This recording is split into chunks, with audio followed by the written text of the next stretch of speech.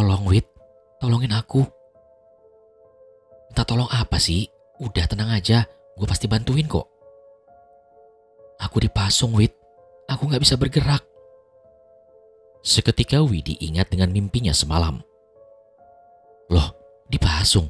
Ini kan mimpiku semalam. Widi langsung merinding mendengar perkataan Susan. Dia langsung teriak memanggil yang lain dan memberitahukan keadaan Susan. Mereka semua dibuat panik dengan keadaan Susan, dan siang itu mereka lekas turun dan sampai di tempat camp Susan langsung diistirahatkan di dalam tenda. Beberapa kali Mas Puguh bertanya apa yang terjadi pada Susan, tapi Susan cuma menjawab minta tolong. Mas Puguh pun berniat mengajak mereka lekas turun, tapi Susan tidak mau karena katanya dia tidak bisa pulang kalau tidak ditolong. Sontak semua pun menjadi bingung. Apa yang dimaksud dengan minta tolong? Memangnya apa yang terjadi dengan Susan? Kemudian Widi menceritakan tentang mimpinya semalam pada Mas Puguh, karena mungkin ini ada kaitannya dengan keadaan Susan saat ini. Mendengar cerita dari Widi, Mas Puguh langsung menyebut dan membatalkan niatnya untuk turun sampai keadaan Susan bisa normal kembali.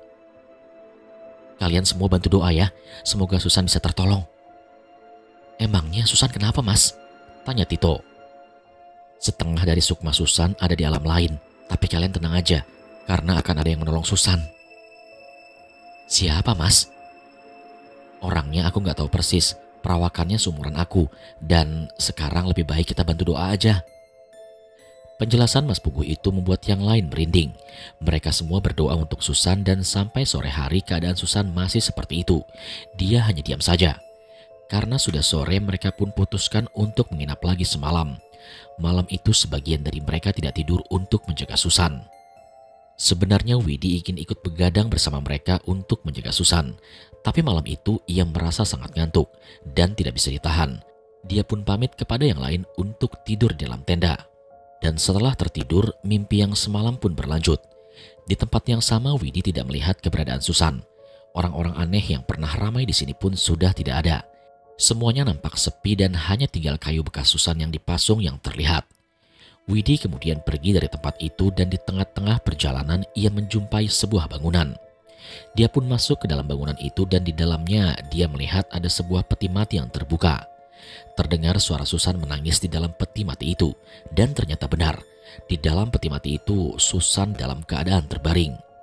Widi berniat mengeluarkan Susan dari peti mati itu. Wajah Susan sudah terlihat pucat, tangannya dingin dan dia hanya menangis. Namun belum sampai dikeluarkan dari peti mati, tiba-tiba ada orang tua yang datang. Dia hanya mengenakan kain untuk menutupi badannya sambil membawa sebatang kayu. Kalau kamu ingin membawa dia pergi, kamu harus membayar. Membayar? Membayar dengan apa? Dengan uang 2 juta. Widi bingung karena dia tidak punya uang sebanyak itu.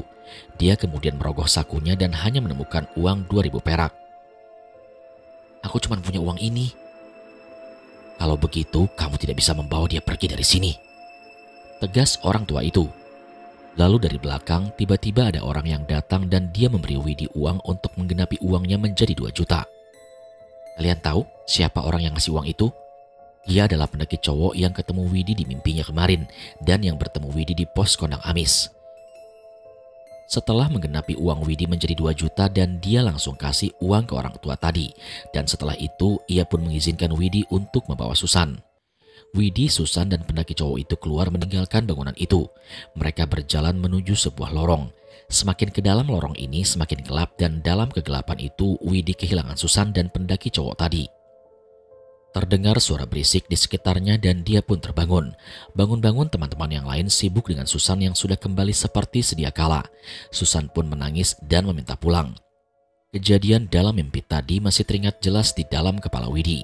Rasanya mimpi itu benar-benar terjadi. Widi kemudian menghampiri Susan dan Susan langsung merangkul Widi sambil mengucapkan terima kasih karena sudah menyelamatkannya. Yang lain sontak bingung, sejak kapan Widi menyelamatkan Susan? Karena sejak tadi Widi hanya tidur dalam tenda. Ternyata kejadian barusan ini bukan hanya sekedar mimpi. Mungkin saat itu sukmanya Widi keluar dan bertemu dengan sukma Susan. Semakin lama keadaan Susan semakin membaik. Karena dingin dia pun meminta diambilkan jaket dan sepertinya kali ini Susan memang sudah kembali seperti sedia kala. Mereka semua pun duduk di depan perapian untuk menunggu pagi. Namun ketika sedang duduk itu, tiba-tiba Mas Puguh berbicara sendiri. Udah Kang, Akang udah jalanin kewajiban Akang. Sekarang tenang aja, selanjutnya saya yang akan menjaga saudara Akang sampai ke rumah. Mereka semua pun bingung, mengapa Mas Puguh tiba-tiba berbicara seperti itu. Kemudian Tito pun bertanya, "Bang, ngomong sama siapa?" "Ntar aja ceritanya di bawah." Sekitar jam 5 pagi mereka pun berkemas dan bergegas turun. Di perjalanan turun kali ini tidak ada kendala apapun. Susan yang sebelumnya hanya diam sekarang sudah bisa diajak berkomunikasi. Sesampainya di pos, Mas Puguh bertanya kepada Susan, apakah Susan punya saudara laki-laki. Kemudian Susan pun menjelaskan dia punya saudara laki-laki tapi dia sudah meninggal sejak Susan masih bayi. Bahkan dia pun tidak sempat melihat saudaranya itu, hanya melihat fotonya saja. Widi sempat berpikir kalau mungkin pendaki cowok itu adalah kakaknya Susan, tapi tidak ada yang tahu. Hal mistis memang susah masuk di akal normal. Siang itu mereka langsung cabut pulang. Widi ikut ke rumah Susan dan nanti dia minta tolong Susan untuk mengantarkannya pulang. Karena kemarin pamitnya Widi ke orang tuanya adalah menginap di rumah Susan, supaya orang tuanya tidak curiga. Di rumah Susan, Widi memperjelas kejadian mistis di Gunung Cermai itu. Dia ingin tahu foto kakaknya Susan dan ternyata memang benar. Orang yang ada di foto itu mirip sekali dengan pendaki cowok yang dijumpai Widi di gunung itu. Tidak salah lagi. Ternyata usut punya usut. Dulu waktu Susan masih bayi, kakaknya Susan pernah berjanji kepada keluarganya kalau dia akan menjaga Susan sampai dia mati. Dan dia pun menepati janjinya di Gunung Cermai itu. Mulai dari sini cerita berubah sudut pandang menjadi sudut pandang Susan. Sekali lagi, mulai dari sini cerita berubah sudut pandang menjadi sudut pandang Susan. Dalam cerita ini nanti akan juga diungkapkan siapa kakaknya Susan yang menjaganya itu dan kenapa Susan bisa sampai dipasung di alam lain. Malam itu Susan dan Widi sedang nongkrong bersama teman-temannya di tempat biasa mereka nongkrong. Susan dan Widi ini adalah teman akrab. Umur mereka selang 1 tahun. Lebih tua Susan tapi umur tidak membatasi pertemanan mereka. Ketika sedang nongkrong itu salah satu teman cowoknya yang bernama Tito tiba-tiba mengajak mereka untuk mendaki ke Gunung Cermai. Susan hanya mendengarkan saja teman-temannya ini membahas soal pendakian. Dan entah kenapa mendengar Gunung Cermai tiba-tiba jantung Susan berdegup kencang. Seperti ada sesuatu di gunung itu. Teman-temannya itu pada ngobrol ke sana kemari tentang pendakian itu. Dan akhirnya semua pun setuju tapi belum tahu kapan mereka akan berangkat untuk mendaki. Seperti yang sudah diceritakan di cerita versi Widi bahwa teman-teman Susan ini kebanyakan adalah cowok. Setelah ngobrol panjang lebar ke sana kemari dan mengingat hari juga sudah mulai malam, mereka semua kembali bubar. Hari-hari berikutnya Susan dihubungi oleh Widi dan katanya teman yang bernama Tito itu mengajak mendaki ke gunung nanti 2 hari ke depan. Tapi di hari itu Widi tidak bisa karena dia sedang ada ujian akhir sekolah. Jadi Widi ini masih duduk di kelas 3 SMA sedangkan Susan sudah lulus tahun kemarin. Dia nggak langsung lanjutin kuliahnya dulu dengan alasan dia ini ingin cari-cari pengalaman dan dia berencana masuk kuliah ini bareng dengan Widi. Susan pun kemudian memberikan saran agar pendakiannya ditunda saja sampai Widi benar-benar selesai dengan urusan sekolah. Dan singkat cerita semua urusan sekolah sudah selesai dan pendakian pun dilakukan. Susan pamit kepada ibunya untuk mendaki gunung dan ibunya sempat melarang tapi dengan berbagai alasan akhirnya Susan diizinkan untuk pergi juga. Dengan style ala-ala rocker, Susan pun berangkat menuju titik kumpul dan sesampainya di sana ternyata yang lain sudah pada siap termasuk Widi. "Wid, berangkatnya pakai motormu ya, motorku tinggal di sini aja." "Iya nggak apa-apa, tapi bensin tanggung berdua loh." "Beres, tenang aja." Pagi itu mereka pun berangkat dengan mengendarai motor. Mereka yang cewek dibonceng dengan yang cowok. Semuanya telah diatur oleh Tito karena dialah yang mempunyai rencana pendakian ini. Sesampainya di tempat tujuan mereka langsung bertemu dengan Mas Puguh, temannya Tito, dan di sini Mas Puguh mengambil alih untuk memimpin pendakian mereka. Karena Mas Puguh ini yang lebih berpengalaman di bidang pendakian. Setelah mengurus izin mereka pun langsung menuju ke pos Cipunar dengan menaiki ojek yang sudah dipesan oleh Mas Puguh. Sesampainya di sana mereka langsung siap-siap dan setelah selesai berdoa bersama perjalanan pun dimulai sekitar jam 2 siang. Di awal-awal pendakian sebenarnya Susan ini sudah punya firasat gak enak, tapi tidak tahu apa. Terlebih lagi ketika dia melihat lebatnya hutan di gunung ini. Dia pun mencoba menenangkan dirinya dan membuang pikiran negatif itu jauh-jauh. Singkat cerita sampailah mereka di pos Leuweung Datar. pos kedua setelah pos Cibunar. Sesampainya di sini yang lain sudah pada ngeluh kelelahan, terlebih lagi Susan. Tapi Susan gak bilang apa-apa ke yang lain. Mereka istirahat terlebih dahulu sambil saling ngobrol. Dan setelah dirasa sudah cukup beristirahat, perjalanan kembali dilanjutkan hingga sampai di pos selanjutnya, yaitu pos Kondang Amis. Karena hari sudah mulai sore, Mas Puguh mengajak mereka untuk bermalam di sini saja. Tenda mereka dirikan di dekat bangunan yang ada di pos itu, dan setelah itu mereka masak-masak dan makan terlebih dahulu. Kemudian dilanjut ngobrol-ngobrol di depan tenda. "Mas Puguh, kalau mau pipis di mana?" tanya Widi. "Pipis di mana aja, Neng, asalkan jangan pipis di sini," jawab Mas Puguh dengan bercanda. Mas Puguh kemudian menyuruh Widi untuk pipis di semak-semak di belakang bangunan itu, dan dia meminta Susan untuk mengantarkannya. Pergilah mereka berdua ke sana.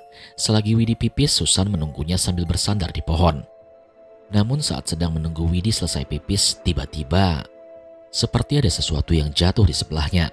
Di semak-semak dan samar-samar terlihat ada orang yang sedang berdiri di sela-sela pepohonan. Sepertinya orang itu sedang menatap ke arah Susan. Susan kemudian memperjelas penglihatannya dan benar ada orang di sana. Lalu terdengar Widi sedang berbicara sendirian. Susan pun mengalihkan pandangannya beberapa detik, dan ketika melihat lagi ke arah orang tadi, orang itu sudah tidak ada. Widi kemudian datang, dan karena penasaran, Susan pun bertanya kepada Widi dia berbicara dengan siapa tadi. Widi pun menceritakan kalau dia sempat bertemu dengan pendaki cowok, tapi Widi tidak memperdulikannya. Susan sempat berpikir apa mungkin cowok yang dimaksud Widi itu adalah orang yang tadi dia lihat. Tapi rasanya tidak mungkin, karena kata Widi tadi yang ia lihat adalah pendaki cowok, sedangkan yang dilihat Susan itu adalah orang tua yang sudah berumur. Selain itu, keberadaan orang yang dilihat Susan tadi cukup jauh dari tempat Widi pipis. Mereka pun berjalan kembali ke tenda ke teman-temannya. Namun sebelum meninggalkan tempat itu, Susan sempatkan menengok ke arah orang yang tadi dia lihat, dan benar-benar sudah tidak ada. Mereka pun lanjut nongkrong di depan tenda sampai larut malam. Saat selesai nongkrong, tiba-tiba Widi pun berkata, katanya dia melihat cowok yang duduk di bangunan sebelah mereka. Yang lain pada melihat ke arah yang dimaksud oleh Widi, tapi tak menemukan siapapun di sana. Entah mengapa mendengar perkataan itu, tiba-tiba bulu kuduk Susan berdiri dan seakan ada sesuatu yang akan mendekat. Jadi sejak melihat orang tua tadi sampai sekarang, Susan ini merasa gak nyaman dengan tempat ini, terlebih lagi mendengar perkataan Widi tadi. Susan pun ikut memperhatikan keadaan sekitar untuk mencari orang yang dimaksud oleh Widi. Namun kemudian dia melihat ada bayangan orang yang lewat di belakangnya, tapi dilihat ke belakang tidak menemukan siapapun. Suasana kini menjadi hening. Mereka semua tidak ada yang berbicara, lalu Mas Puguh bilang katanya orang yang mereka cari itu sudah jalan ke atas. Namun dari raut wajah Mas Puguh sudah terlihat kalau dia ini sedang berbohong. Dia berbicara seperti itu agar yang lainnya tidak menjadi panik. Karena malam semakin larut, Mas Puguh meminta kepada mereka untuk tidur agar tenaga kembali terisi untuk melanjutkan perjalanan esok hari. Satu persatu dari mereka pun masuk ke dalam tenda. Susan tidur satu tenda dengan Widi. Di dalam tenda Susan ini tidak langsung tidur. Pundaknya tiba-tiba terasa nyeri, dan di saat yang bersamaan dia melihat ada bayangan orang yang mondar-mandir di samping tendanya. Susan masih menahan nyeri di pundaknya, tapi syukurlah semakin lama rasa nyeri itu perlahan semakin menghilang. Dan orang yang mondar-mandir itu mungkin Mas Puguh yang belum tidur. Kemudian Susan pun mengabaikannya dan mencoba untuk tertidur. Keesokan harinya mereka pun bangun dan langsung bersiap-siap melanjutkan perjalanan naik. Dalam hati Susan ingin berbicara kepada yang lain tentang keanehan yang sudah ia lihat sejak semalam tadi. Tapi dia memilih untuk diam karena mungkin yang dilihat itu hanyalah halusinasi karena efek kelelahan. Pagi itu tidak tahu kenapa Susan ini semakin terasa tidak nyaman berada di sini. Pagi itu entah kenapa Susan ini semakin merasa tidak nyaman dengan keberadaannya di sini. Dia punya firasat akan terjadi sesuatu pada dirinya. Tapi sekali lagi dia masih berpikir positif, dan mungkin karena ini baru pertama kalinya ia menginjakkan kaki di hutan rimba. Jadinya pikiran-pikiran negatif itu datang bermunculan. Perjalanan kembali dilanjutkan sekitar jam 8 pagi. Beberapa menit setelah meninggalkan pos tadi, Susan merasa semakin tidak nyaman. Jadi dia ini benar-benar tidak bisa tenang, seperti ada banyak pasang mata yang mengintainya dalam perjalanan. Sambil jalan seringkali dia menoleh ke kanan dan ke kiri, dan samar-samar dia melihat ada sosok yang bergelantungan di atas pohon. Sosok itu sangat menyeramkan. Matanya lebar dan tangannya panjang sampai menyentuh tanah. Susan tidak bisa berbicara apa-apa. Dia langsung membuang pandangannya dari sosok itu dan berjalan mendekati Widi.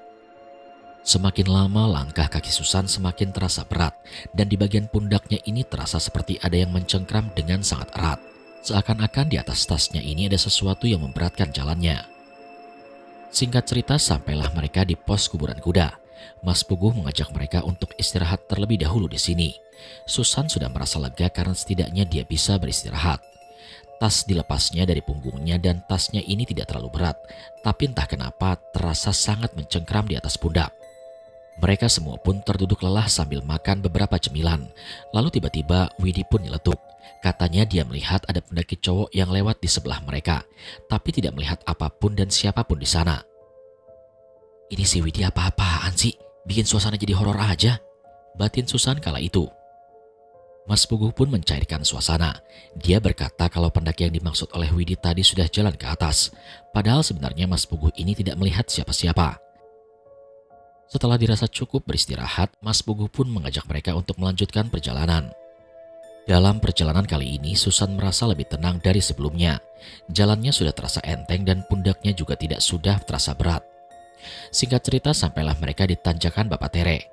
Sebelum melewati tanjakan ini, Mas Puguh memberikan arahan kalau naik usahakan fokus dan jadikan akar pohon sebagai pijakan dan pegangan. Mas Puguh duluan menaiki tanjakan itu disusul oleh Tito dan Widi setelah Susan. Namun di tengah-tengah tanjakan terasa dengan jelas ada tangan yang memegang dan menarik pergelangan kaki Susan sampai membuatnya terpeleset dan terjatuh. Firman dan Misbah yang berjalan di belakang langsung menahan tubuh Susan. Lengan dan dengkulnya tergores tanah tapi tidak terlalu serius. Susan dibantu dengan mereka yang cowok hingga sampai di ujung tanjakan. Setelah itu dia diobati oleh Mas Puguh. Namun saat sedang diobati, sekilas dia melihat ke arah bawah tempat ia jatuh tadi. Sekilas Susan melihat ada wanita dengan rambut panjang yang sampai menutupi mukanya. "Kamu gak apa-apa kan, San? Lukanya gak ada yang serius kan?" tanya Widi. "Enggak, Wid, gak apa-apa," jawab Susan mengalihkan pandangan ke arah Widi. Setelah menjawab itu dia lihat lagi ke arah wanita tadi dan kali ini sudah tidak ada di sana. Tito menanyakan lagi keadaan Susan dan Susan pun menjawab tidak apa-apa. Hanya saja terasa perih di bagian lengannya. Setelah diobati, perjalanan kembali dilanjutkan. Kali ini Susan merasakan lagi apa yang ia rasakan sebelumnya. Kakinya terasa berat untuk dipakai berjalan dan pundaknya ini terasa seperti ada yang mencengkram dan cengkramannya ini terasa lebih kuat. Namun dengan sekuat tenaga, Susan pun berusaha untuk bisa sampai di pos selanjutnya yaitu pos Batu Lingga. Sesampainya di sini, Susan meminta istirahat karena dia sudah benar-benar tidak kuat. Istirahatlah mereka di sana. Namun lagi-lagi Widi membuat suasana menjadi lebih horor. Katanya dia ini melihat ada pendaki di dalam hutan padahal Susan tidak melihat apa-apa dan siapapun, begitu juga dengan yang lain. Belum puas beristirahat, Mas Puguh pun mengajak mereka untuk meninggalkan tempat itu dan lanjut jalan lagi. Kali ini Susan sudah benar-benar merasa lelah karena beban di pundaknya itu. Hingga yang lain bergantian membawakan tasnya Susan, tapi meskipun sudah dibawakan tetap saja pundaknya ini terasa sangat berat. Dengan penuh perjuangan, akhirnya mereka pun sampai di pos pengasinan. Mas Puguh meminta kepada mereka untuk mendirikan tenda di sini. Susan sudah benar-benar lega karena sudah bisa beristirahat. Setelah mendirikan tenda, yang lain pada masak dan Susan sudah mulai merasa gelisah. Tidak tahu kenapa, jadi seakan-akan di kepalanya ini seperti sedang memikirkan sesuatu. Tapi dia pun tidak tahu apa yang sedang ia pikirkan. Kadang terasa pusing, kadang hilang begitu saja. Susan pun memberitahukan kepada Widi tentang apa yang ia rasakan saat itu. Tapi sepertinya Widi tidak bisa merasakan apa-apa yang dirasakan oleh Susan. Tiba-tiba saja suhu di tempat ini tidak terasa dingin sama sekali. Yang lain pada mengenakan jaket tapi tidak dengan Susan. Tiba-tiba saja muncul keinginan di dalam diri Susan untuk minum kopi hitam. "Kok aneh ya? Aku gak biasa minum kopi hitam, tapi kok ini malah ngidam ya?" batin Susan kala itu. Susan pun kemudian meminta kopi yang ada di dalam termos. Kemudian ia meminumnya. Kopi yang ia minum terasa sangat enak. Beda dengan kopi yang pernah ia minum sebelumnya. Dia pun menghabiskan beberapa gelas kopi. "San, tumben lu suka kopi?" tanya Widi. "Enak banget, Wid. Kayaknya cocok banget sama suasananya." Awas lo, kembung nanti." Karena semakin malam, mereka pun semua masuk ke dalam tenda untuk tidur dan istirahat. Susan tidur satu tenda dengan Widi, dan ketika sedang nyenyak-nyenyaknya tertidur, Susan pun terbangun karena badannya terasa seperti ada yang menindih. Karena hal itu membuatnya sampai susah bernafas. Susan mencoba membangunkan Widi tapi badannya ini tidak bisa digerakkan sama sekali. Dalam keadaan seperti itu, tiba-tiba dia merasa pusing. Pandangannya menjadi buram. Tiba-tiba dia ini berada di sebuah tempat di tengah hutan. Badannya yang tadi tidak bisa digerakkan itu ternyata terikat di sebuah kayu. Kakinya dipasung, begitupun dengan kedua tangannya. Dan di sekelilingnya ini banyak sekali makhluk-makhluk aneh. Semua makhluk yang ada di sini membawa sebatang kayu masing-masing. Jadi keadaannya itu Susan seperti sedang disalib. Ini aku mau diapain ya? Kenapa tiba-tiba aku kayak gini? Batin Susan kala itu. Susan berusaha sekuat tenaga untuk melepaskan dirinya, tapi tidak bisa. Dia menangis meminta pertolongan tapi tak ada yang menolong hingga akhirnya dia pun pasrah. Di antara makhluk aneh yang ada di sini, ia melihat Widi sedang berdiri. Melihat itu niat hati ingin teriak meminta pertolongan kepada Widi, tapi kondisinya Susan ini sudah lemas dan tidak kuat untuk berteriak meminta pertolongan. Dilihat lagi ke arah Widi tapi kali ini ia sudah tidak ada. Susan hanya bisa pasrah dengan keadaannya ini, kalaupun dia harus mati di sini, dia pun siap karena dia sudah tidak bisa melakukan apapun. Dalam keadaan lemas itu dia sudah tidak tahu harus berbuat apa, dan tiba-tiba saja suasana menjadi gelap, sepi, dan untuk bernafas saja rasanya terasa sulit. Tidak lama kemudian dia melihat ada cahaya yang semakin lama cahaya itu semakin terang. Terlihat juga Widi sedang berkomunikasi tapi dia tidak bisa mendengar apa yang dikatakan oleh Widi. Telinganya terasa tuli dan tidak bisa mendengar apapun. Entah apa yang dibicarakan dan dilakukan oleh Widi saat itu. Tidak berselang lama Widi mengangkat tubuh Susan dan diajaknya untuk berjalan. Di situ dia baru sadar kalau ternyata saat itu sedang terbaring di dalam sebuah peti mati. Terlihat Widi bersama satu orang cowok berambut panjang. Susan, Widi, dan cowok itu pun berjalan ke sebuah lorong yang sangat gelap dan dalam kegelapan itu terasa seperti ada sesuatu yang menarik badannya sampai ia terpental. Perlahan mulai terlihat cahaya dan tenaganya kembali terasa pulih. Nafasnya tidak beraturan dan dia keluar dari tenda. Mas Puguh yang tidak tidur sejak semalam langsung menghampiri Susan. Susan, gimana keadaannya? Aku habis dari mana ya? Widi ada di mana? Tenang. Kamu gak kemana-mana kok. Widi juga masih tidur. Ini, diminum dulu. Tidak lama kemudian Widi bangun dan Susan langsung merangkulnya sambil menangis, mengucapkan terima kasih karena sudah menolongnya. Dalam cerita versi Widi, mereka serombongan ini sudah naik ke puncak Cermai, tapi Susan tidak merasa kalau dirinya habis ke puncak. Kondisi Susan perlahan membaik dan pagi itu mereka langsung turun meninggalkan pos pengasinan. Selama dalam perjalanan turun tak ada kendala apapun hingga sampai kembali ke pos pendaftaran. Di pos Mas Puguh berbicara empat mata dengan Susan. Dia tanya tentang apa yang terjadi pada Susan dan Susan pun menjelaskan kepada Mas Puguh. Dan Mas Puguh pun menjelaskan, selama dalam pendakian itu separuh sukma Susan ini ada di alam lain. Dan selama pendakian itu dia ini dijaga oleh sosok cowok seumuran Mas Puguh.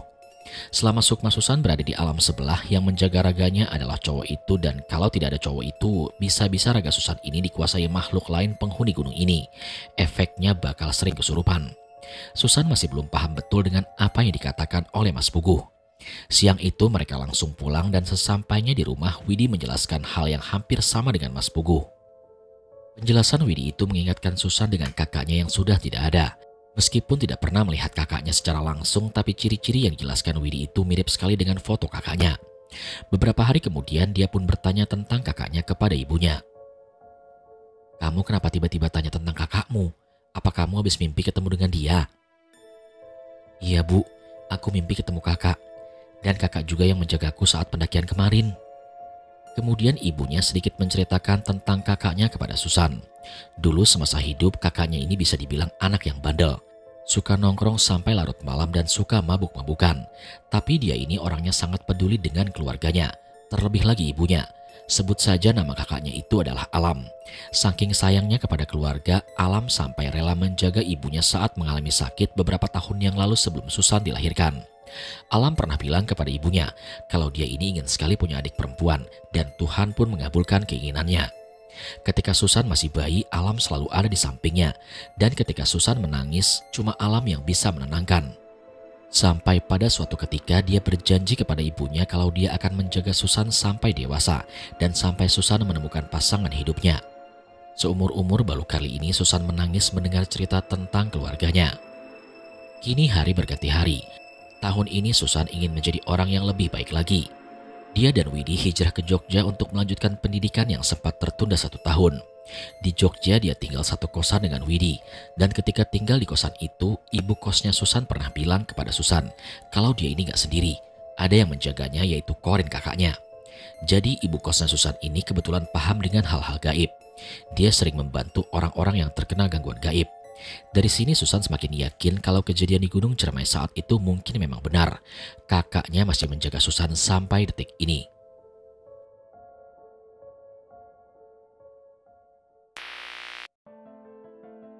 Sekian cerita pada kesempatan kali ini. Terima kasih kepada teman-teman yang sudah setia menyimak cerita di channel Mereka Ada. Pastikan teman-teman support channel Mereka Ada dengan cara menekan tombol subscribe dan menyalakan lonceng notifikasinya, supaya nggak ketinggalan setiap video yang upload di channel ini. Kalau begitu sampai di sini dulu perjumpaan kita kali ini. Sampai bertemu pada episode selanjutnya. Saya Aldi pamit undur diri dari hadapan kalian. Wassalamualaikum warahmatullahi wabarakatuh.